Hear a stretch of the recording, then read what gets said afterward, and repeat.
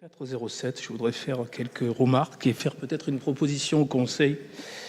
D'abord, je me réjouis, ce sont des études préalables, mais qu'effectivement puisse naître ce parcours de ville et d'histoire à Aix-en-Provence. Ça me semble très important.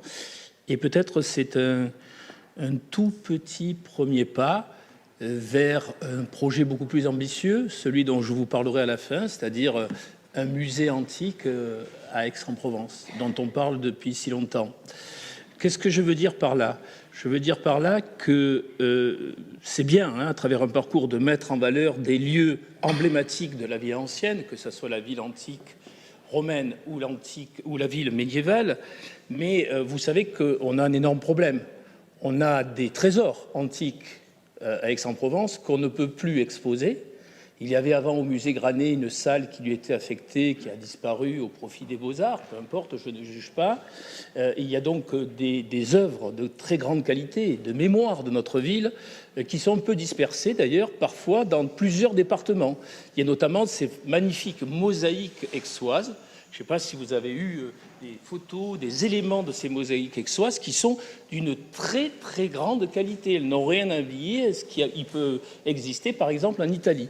Donc voilà ma préoccupation et presque donc une proposition pour ce Conseil.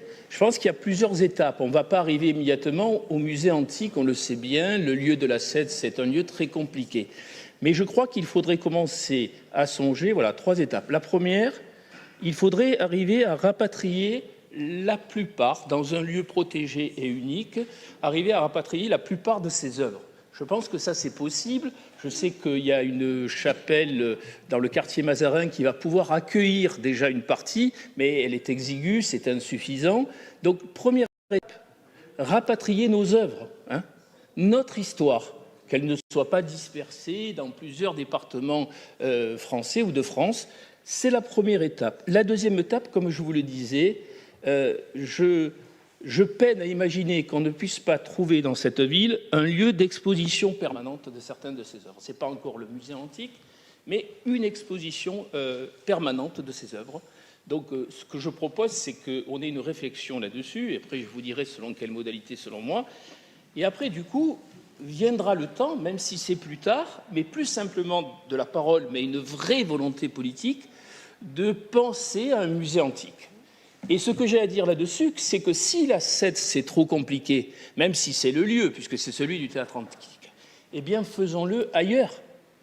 Trouvons un lieu pour que naisse un musée, peut-être au départ, on ne va pas dire modeste, mais à des dimensions faisables financièrement, matériellement, dans un premier temps, dans cette ville, qui nous permettent d'imaginer un musée antique. À Arles, il n'est pas né de la génération spontanée, ce musée antique. Il a impliqué beaucoup de partenaires, une volonté politique de la mairie à l'époque, et je pense que dans cette ville, il faut que nous ayons, sur ce sujet qui est primordial, mon collègue Gruel n'est pas là, mais sinon il en rajouterait avec moi sur ce sujet, il faut que nous ayons une volonté politique tenace, même si ça va prendre encore un certain temps sur cette question. Et donc, ce que je propose, ce n'est pas une énième commission, je vous rassure, mais on pourrait imaginer un groupe de travail transpartisan. Moi, je suis prêt parce que je suis un passionné, j'ai été formé et nourri par l'Antiquité romaine. Donc, je serai prêt à donner du temps pour imaginer en plusieurs étapes ce que pourrait être ce projet. C'est déjà important de le faire, c'est une première pierre, si j'ose dire, en la matière, pour ensuite aller plus loin. Mais je vous alerte sur le fait qu'à travers ce parcours, il faut commencer à rapatrier les œuvres, il faut que nous les ayons à disposition et dans de bonnes conditions, et qu'ensuite on passe à une exposition permanente dans un lieu dédié. Merci.